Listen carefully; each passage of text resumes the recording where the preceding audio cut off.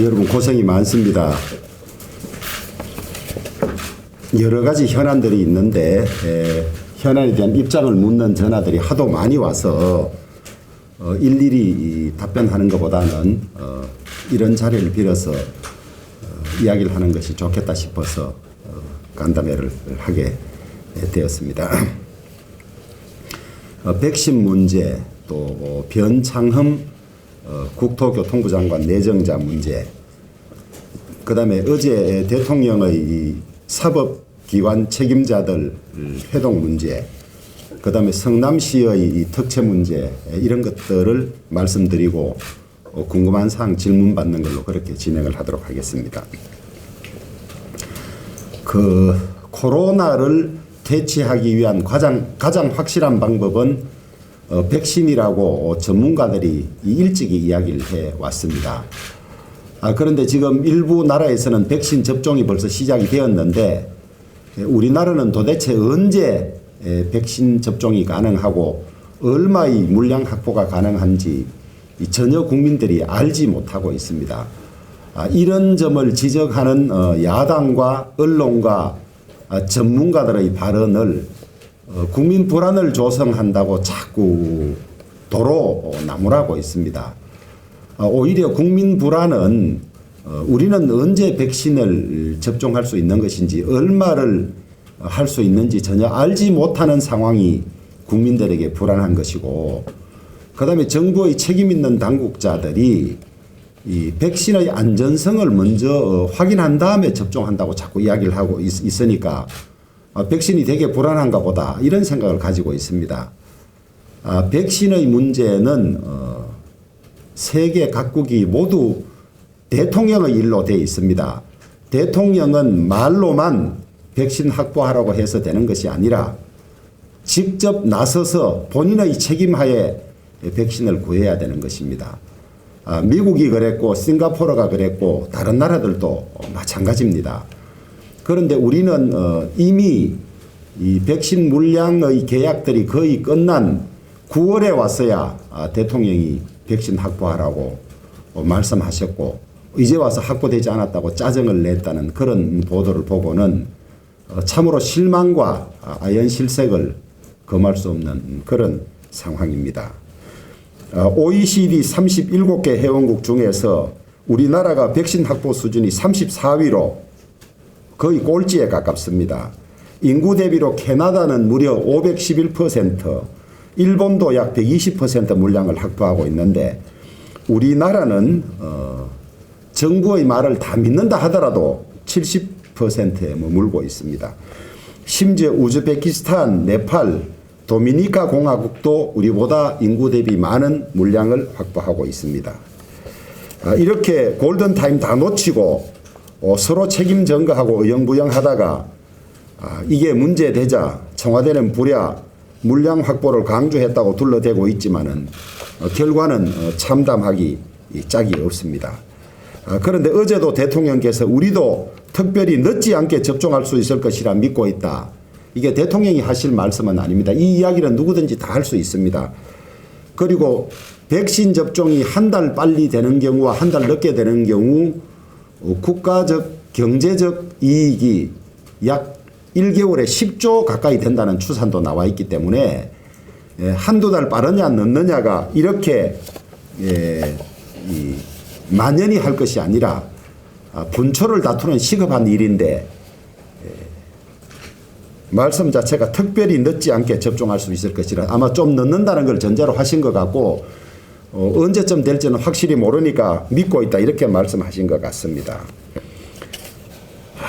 이러니까 늘 중요한 사건이 일어날 때마다 고구마처럼 침묵하고 유례를 찾기 어려운 내로남불형 유체이탈 합법으로 중요 발언에 영혼의 무게가 실리지 않는다고 강준만 교수로부터 아주 혹평을 받는 것 아니겠습니까?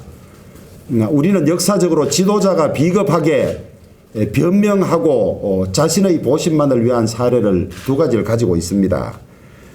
임진왜란 때 책임을 전가하고 백성을 버리고 의주로 피난 간 선조나 또 서울을 사수하겠다고 방송하고는 혼자서만 남쪽으로 갔던 이승만 대통령, 지도자의 책임 방기의 대표적인 예입니다. 백신 확보와 관련해서도 대통령께서 이런 지도자의 사례로 남지 않기를 바랄 뿐입니다.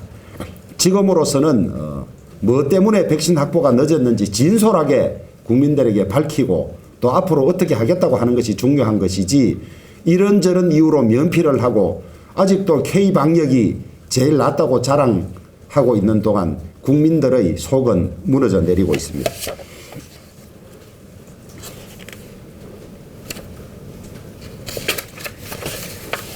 이런 가운데 문재인 대통령과 대법원장 헌법재판소장이 참으로 부적절한 회동을 가졌습니다.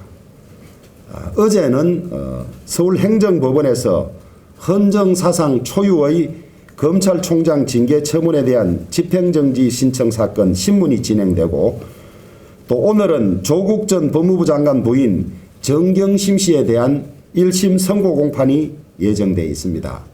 뿐만 아니라 윤석열 검찰총장을 징계한 징계 관련 규정들이 위헌이라고 위헌 심판이 제청되어 있고 가처분 신청도 대기 중에 있는 그런 상황입니다. 대통령은 검찰총장과 법무부가 첨예하게 대립하고 있고 징계 처분을 제거한 상황에서 당사자이기도 합니다. 처분의 당사자이기도 합니다. 뿐만 아니라 위헌 심판은 유남석 헌법재판소장이 직접 재판에 관여하는 재판관입니다. 윤석열 검찰총장이 이 언론사 사주, 사건과 관련이 있을 수 있는 언론사 사주를 만났다고, 또 대법원에서 일제 징용 사건 관련해서 의견 수렴한다고 만났다고 해서 사법농단이라고 처벌한 정권입니다. 직접 심리를 맡고 있는 유남석 헌법재판소장을 만난 대통령과 유남석 헌법재판소장은 어떤 책임을 져야 하겠습니까? 대통령이 이런 시점에 코로나로 백신 문제로 나라가 거의 비상상태인 이런 시기에 하루 전에 연락을 해서 헌법재판소장 대법원장을 부른 것도 참으로 잘못된 것이지만은, 독립된 헌법기관장, 관련 사건들이 있는 헌법기관장들이 대통령이 부른다고 아무런 고려 없이 달려간 것도 참으로 한심스러운 일들입니다. 김병수 대법원장은 진작부터 자세나 자질이 문제되어 왔습니다마는 이런 일은 사법부 전체의 독립성과 중립성을 흔드는 중대한 사건입니다.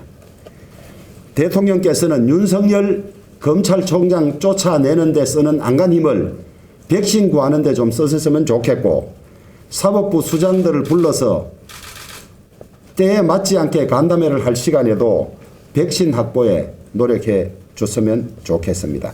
사법농단이 다른 것이 아닙니다. 권력의 힘으로 재판을 맡아 있는 사람들을 불러들여서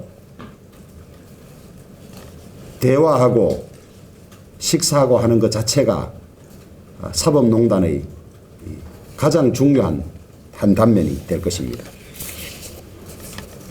지금 진행 중에 있습니다마는 변창흠 국토부 장관 후보자에 대한 인사청문회, 다시 한번 결론적으로 말씀드리면 변창흠 후보자가 자진 사퇴하든지 대통령께서 변창흠 후보자 지명을 철회할 것을 강력히 요구합니다.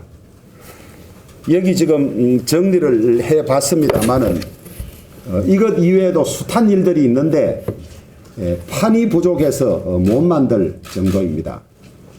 더구나 추가로 2, 3만 원짜리 도시락이 먹을 것이 없다고 투정했다는 이야기까지 나오니 도대체 어떤 사람인지 궁금합니다. 부적절한 처신과 망언뿐만 아니라 지인들에게 일감 몰아주기, 장녀의 허위 인턴 의혹, 특정 정파의 고액 기부금 납부 의혹, 블랙리스트 작성 의혹, 지인 특혜 채용 의혹, 부동산 축소 신고 의혹, 방배동 아파트 연끌 매수, 불성실한 근무 태도, 전임자의 2배에 달하는 과도한 법인카드 사용, 자동차 관련 상습 체납과 압류, 이루 나열할 수 없을 정도입니다.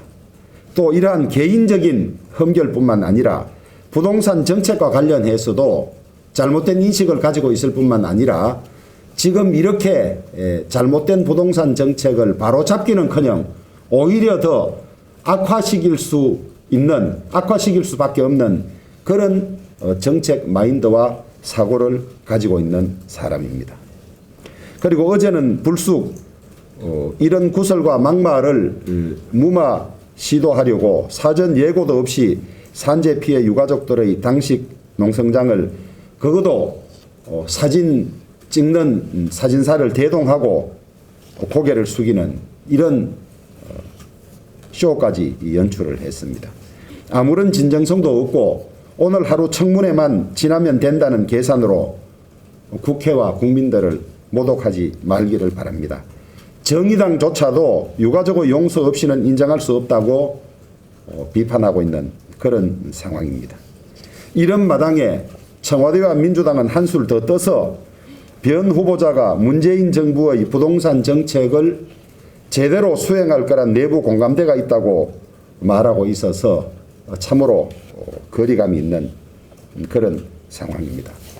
만약에 변 후보자 임명을 강행한다면 우리는 청문 준비 과정에서 드러난 여러 법률적인 문제, 블랙리스트 작성과 집행 의혹, 그 다음에 지인들 일감 몰아주기, 지인들 특채 이런 것들로 사법 절차로 갈 수밖에 없다는 점을 분명히 밝혀둡니다. 이 정권에 책임 있는 사람들이 이 정권을 잡자 또 자리에 앉자 마치 전리품이라도 얻은 듯이 자기들 아는 지인들을 특채 형식으로 공정하지 않은 방법으로 숱하게 자리를 맡기는 것이 또 드러났습니다. 은수미 성남시장이 수십 명을 부정으로 특채했다는 의혹입니다. 성남시 도서관에 은수미 캠프 자원봉사자들이 부정 채용됐다는 의혹이 나와서 경찰이 수사에 나선 마당에 은 시장의 전 수행비서관 이모 씨가 캠프 출신 자원봉사자 등 무려 27명이나 성남시와 산하기관 등에 부정 채용됐다고 권익위원회에 신고했습니다. 신고자는 은 시장이 캠프 사람들을 무작위로 마구잡이 채용을 했다고 폭로하고 있습니다. 은 시장 인수위원회 정무특보가 직함이 없는데도 캠프 출신들의 성남시 공직 채용에 관여했다고 합니다. 해당 정무특보는 캠프 종합상황실장 출신으로 시장 당선 후에 인수위에서 정무특보로 일했고 이후에는 다른 직책을 가지고 있지 않다고 합니다. 그런 사람이 시장으로부터 인사 권한을 일부 넘겨받았다며 성남시와 산하기관 인사에 개입해왔다면 이것이야말로 비선 인사이고 시정농단이 아닐 수 없습니다. 앞서 서현도서관 특채 의혹으로 관계자 9명이 이미 직권남용과 지방공무원법 위반, 위계이한 공무집행 방해 등 혐의로 경찰에 고발된 상태입니다. 수사기관은 엄정하게 줄줄이 꼬리에 꼬리를 물고 있는 성남시 은수미 시장의 부정채용 의혹의 전모를 명백하게 밝힐 것을 요구하면서 우리 국민의힘은 민주당 지방자치단체장 출신들이 있는 자치단체 이와 유사한 일들이 많을 것이라고 보고 전수조사에 들어갈 것을 말씀드립니다. 국민들께서는 민주당 지방자치단체장들이 성남시와 같은 모습으로 선거 캠프에 관여했던 사람이라든지 코드에 맞는 이 사람들을 요직에 보내고 특채한 이런 내용들을 알고 계시면 우리 당에 자세히 제보해 주실 것을 간곡히 부탁드립니다. 제 말씀은 마치고 궁금한 사항이 있으시면 질문 받도록 하겠습니다. 오늘 풀강 질문 몇 개 들어왔는데요. 예. 그 중대재해기업처벌법 관련해서 올해는 좀 어려운 건지 그런 질문 들어왔거든요. 구체적인 입법이 언제 될지 저희들 아직 확실한 계획은 잘 모르고 있습니다만 문제는 법안들이 여러 개 나와 있습니다. 민주당에서 낸 법안만 해도 법안이 3개나 있습니다. 그래서 민주당이 먼저 단일안을 만들어야 논의가 시작될 수 있을 것 같습니다. 여러 개 법안을 하나씩 일일이 논의할 수는 없고 우선 민주당이 법안부터 단일안으로 정리해주면 저들로서는 논의에 임하겠다는 말씀을 드리겠습니다.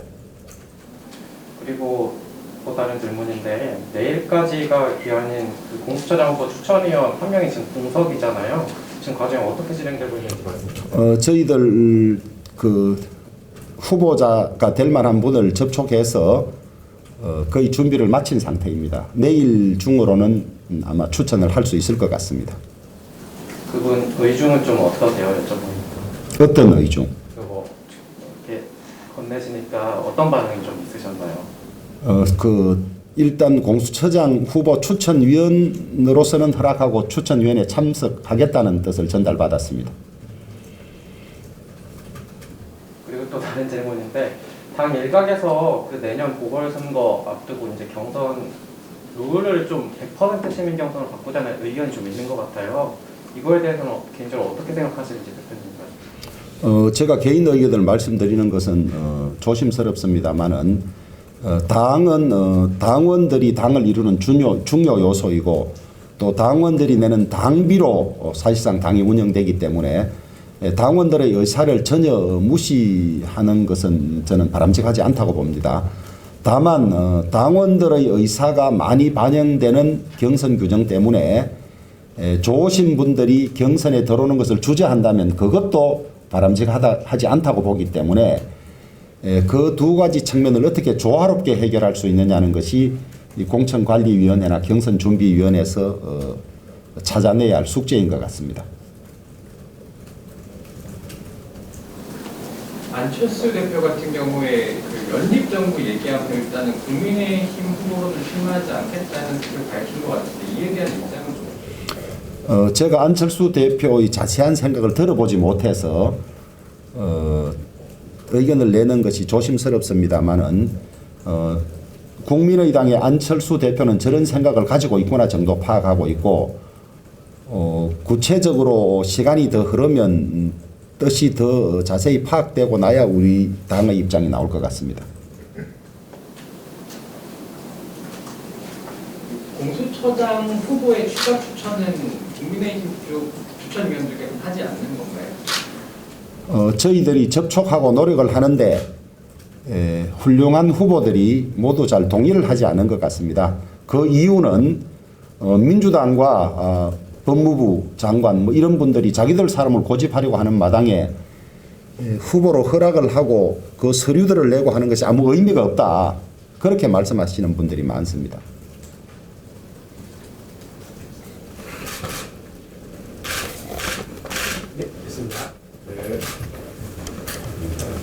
전봉민 의원 설정과 관련해서는 다음은 언론에 전봉민 의원 관련 사안들이 보고 나고 난 이후에 본인에게 해당 사안에 대한 소명을 요구를 했습니다.